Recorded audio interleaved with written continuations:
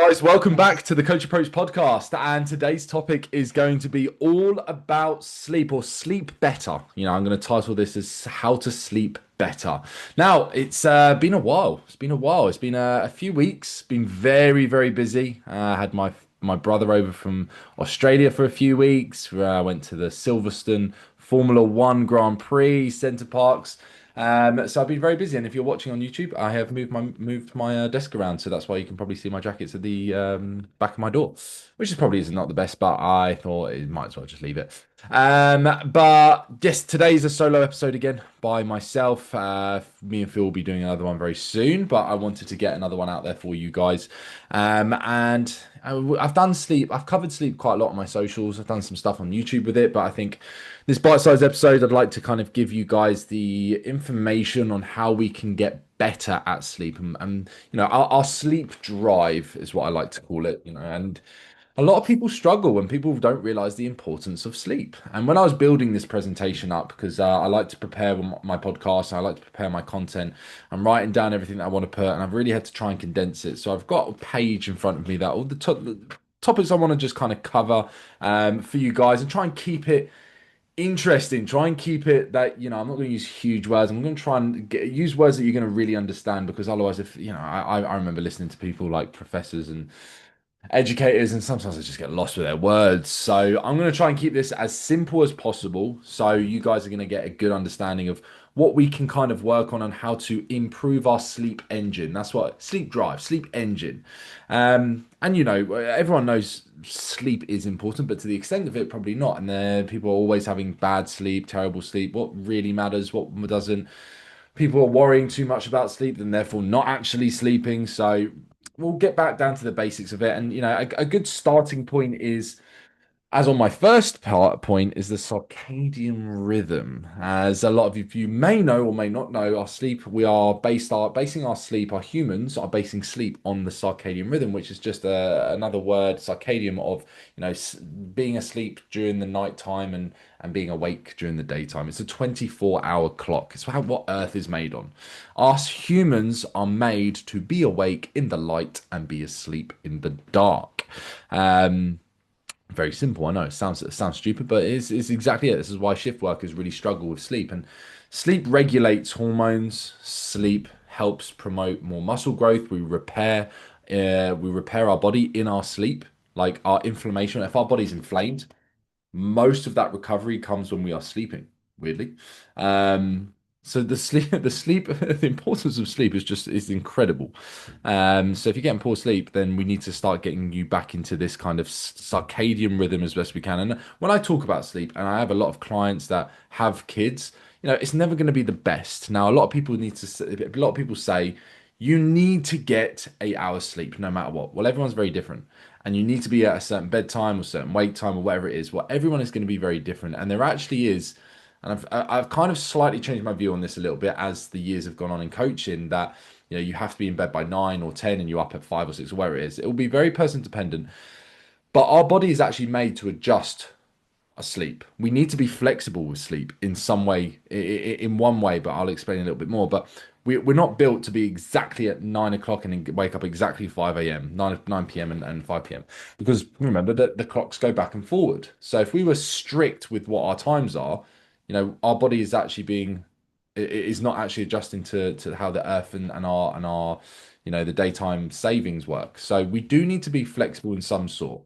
Now, how can we start building up a solid sleep engine, sleep drive? You may have heard me talk about, right, I want you to be trying to find the same bedtime and same wake time, which I absolutely still think and I still promote. But what if you can't get the same bedtime?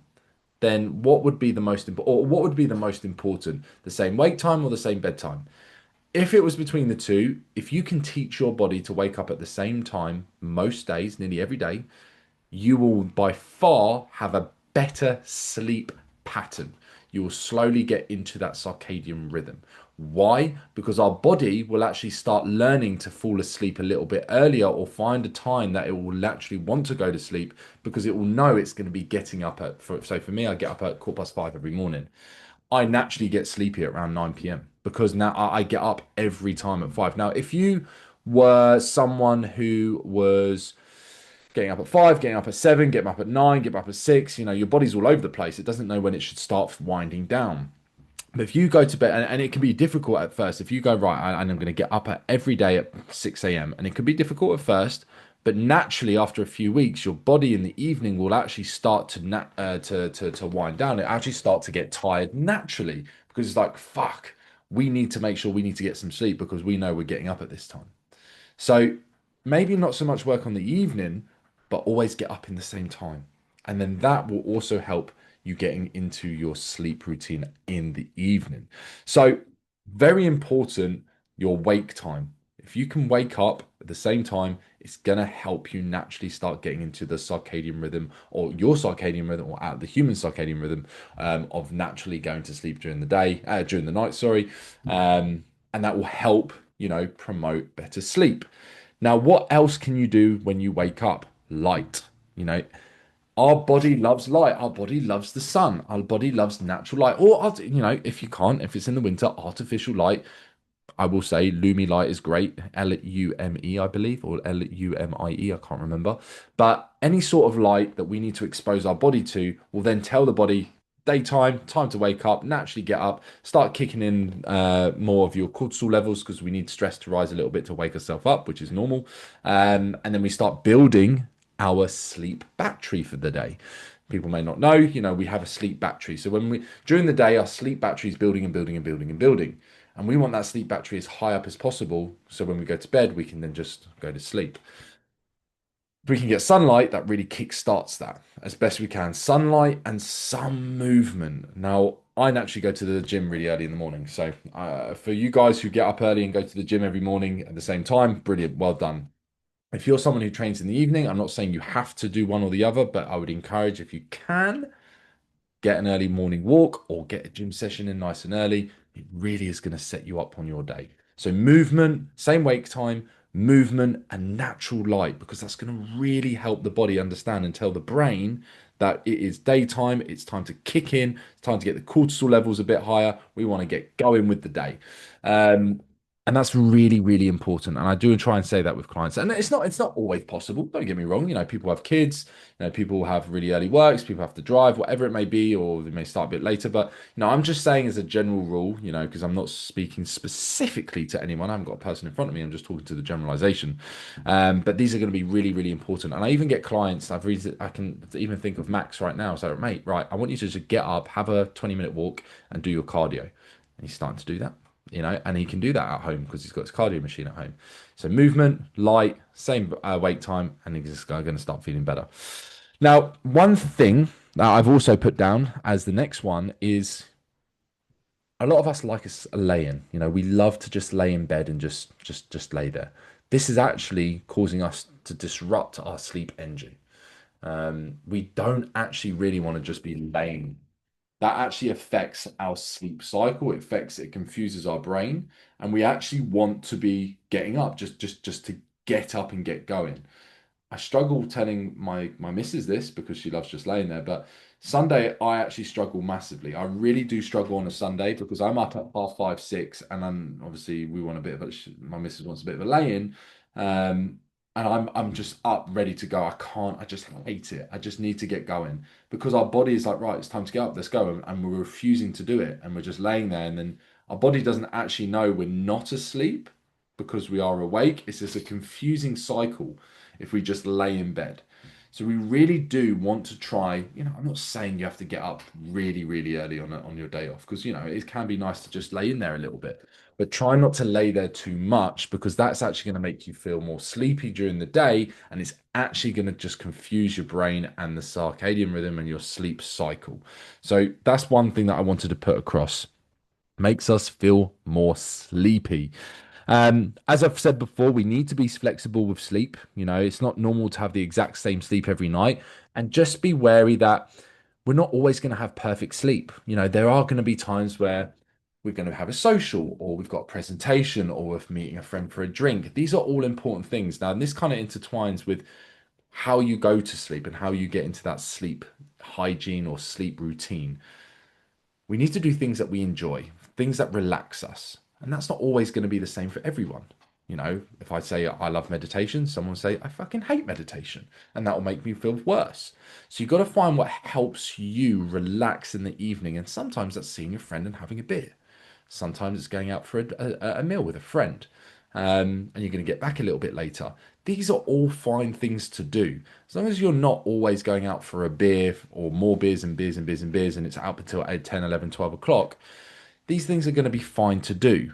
And we need to be flexible. Our body's made to be flexible with sleep. Now, the duration of sleep is less important than the actual quality of sleep. Um, and this is a great example with someone that explained this to me. Now, people think when they can't get enough sleep, they need to be in bed more, which actually can be counterproductive. So, say you are someone who is getting into bed for 7 hours a night and getting 3 hours of quality. Oh, no, no, no. Let me rephrase that. 7 hours sleep you think you're getting, but you need more. You feel like you need more. So, you're staying in bed for an extra 2 hours, but you're not really sleeping.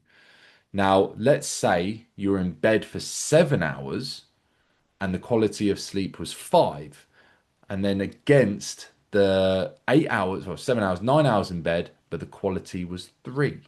Can you see the difference? So more is not always better. It's about the quality of sleep. And then if you are spending more time in bed, you're actually being counterproductive.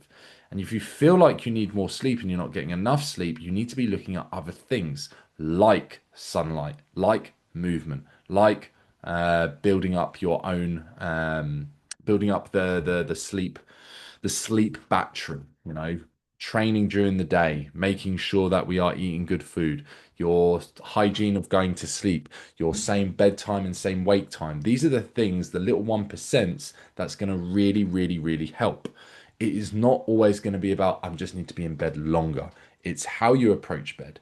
It's how your hygiene of sleep is, cool room, fresh, clean sheets, clean room, warm shower before bed, not drinking too much water before bed, not having a massive, massive meal and then jumping straight into bed, giving you time to digest the food. All these little things will help the quality of sleep.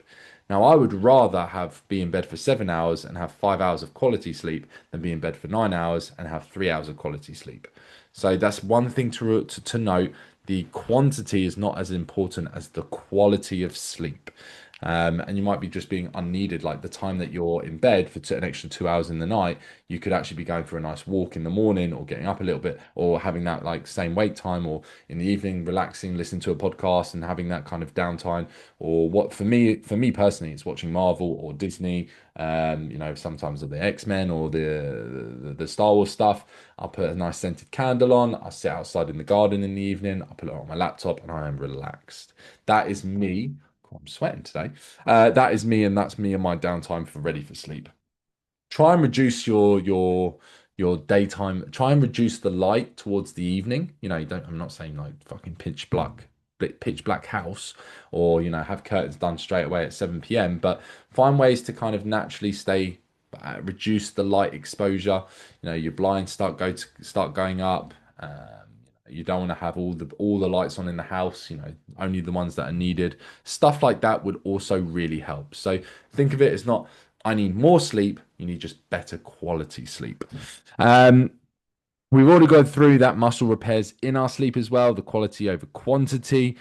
Sleep anxiety. No, this is actually a real thing where people will stress about the amount of sleep that they're having that I've just spoken about and actually cause worse sleep. So overthinking this stuff can actually have that negative effect as well. So this is where you've just got to be focusing on the little 1%. Am I going to sleep at the same time? Am I getting up at the same time is more important. Am I trying to get a little bit more of movement, maybe a 10-minute walk in the morning? Am I getting to maybe the gym? Am I getting some sunlight as much as possible where when we can? Yes, yes, brilliant. Let's maybe carry on and maybe look at some supplements like vitamin D3 and K2. Let's look at some magnesium that we can add in. Are we having good fruits and vegetables? All this stuff plays a factor in sleep. Stress as well.